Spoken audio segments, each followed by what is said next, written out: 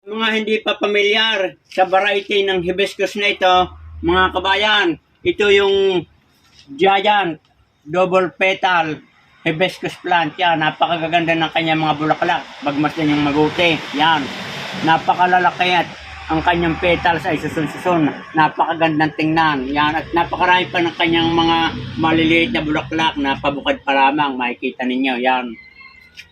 Yan. At ito mga kabayan ay napakadali nating buhayin. Pwede nating itanim ng cutting at pwede naman nating imarkot o ating paugatan dito sa mismong puno na.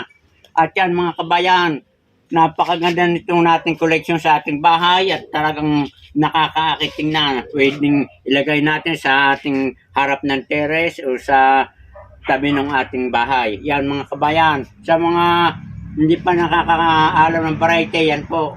Giant double petal hibiscus plant. Magandang araw mga kabayan. Sana inyo nagustuhan itong aking binhaging variety ng gumamela.